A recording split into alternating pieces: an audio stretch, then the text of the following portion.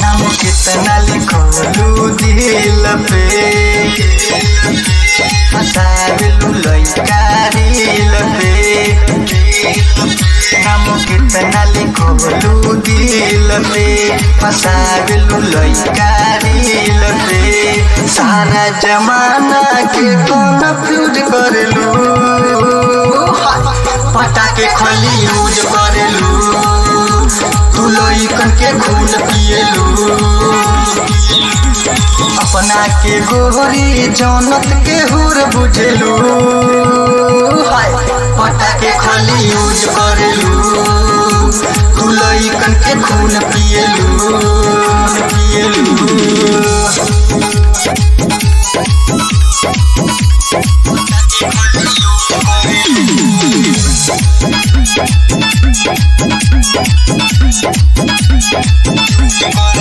रोज लेलू जवानी के मजा हो जबले महल रहेला ताजा हो।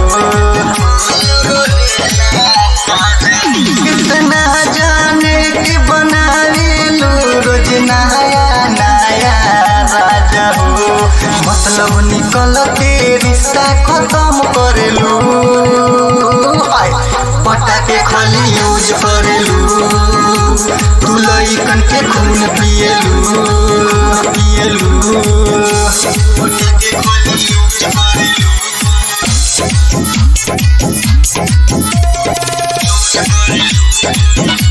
तू लइकन के खून पिएलू।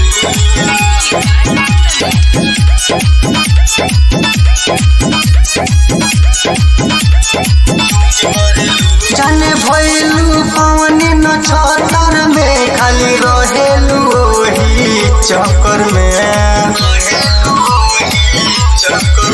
जकरा संगे तू रहेलू छेद करेलू ओकरे बोतल में। धुर के सदी पकड़ भी से सटल रहेलू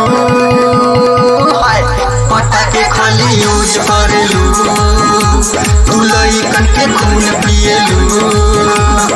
नाम